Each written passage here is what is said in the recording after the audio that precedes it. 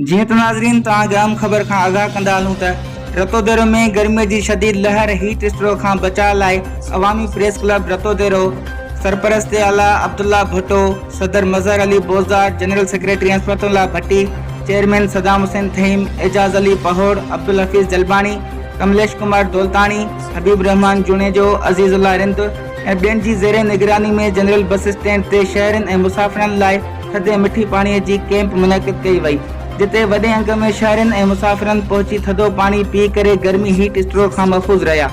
रतोदेरो अवामी इतिहाद चेयरमैन अब्दुल्ला भुट्टो वफ़द सां गॾु कैंप ते पहुतो। उन मौक़े ते मुसाफ़िरनि तोड़े शहरनि अवामी प्रेस क्लब रतोदेरो जी कैंप वारे अमल के साराह कंदे हिननि चयो त अवामी प्रेस क्लब रतोदेरो अवाम जी ख़िदमत ते यकीन रखे थी। हिननि सदाई इलाइक़े जे मसइलनि खे हाईलाइट कयो आहे। सलाम अथनि जो 52 सेंटीग्रेड गर्मी में जिते इंतजामिया भी गायब थी, पर हिननि बस स्टैंड ते कैंप कायम करे अवाम के हीट स्ट्रोक खां बचाइण जी कोशिश कई। खेनि जसो हुजे। जाग न्यूज़ रिपोर्टर अब्दुल वहीद जोयो, रतोदेरो।